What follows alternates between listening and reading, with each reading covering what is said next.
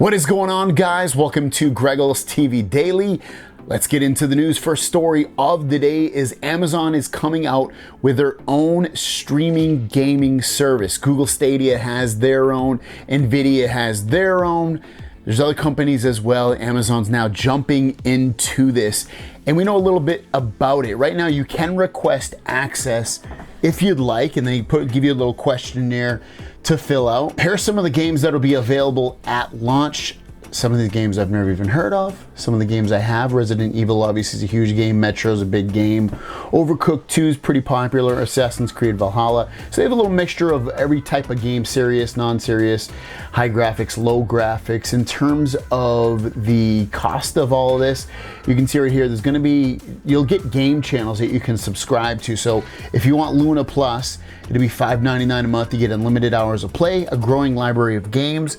At the beginning of it, you'll be able to play games streaming in 1080p, 60 frames per second. 4K will be coming soon. You can stream on 2 devices at once. Play on PC, Mac, Fire TV, web apps for iPhone and iPad. I believe there's an Android app coming as well. It's not on here, but I believe it is.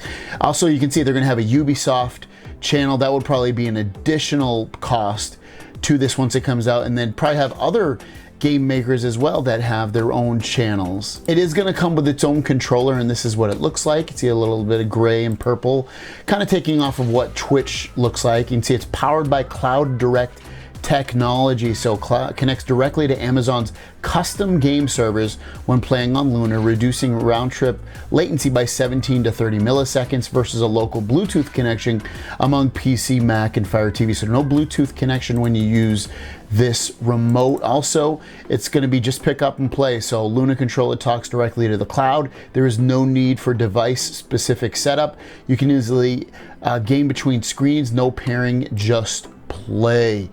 And also built for gaming, features low friction thumbsticks, a comfortable textured grip, and wireless gameplay. The controller is going to be, I believe, $59.99, and also Alexa is built into it.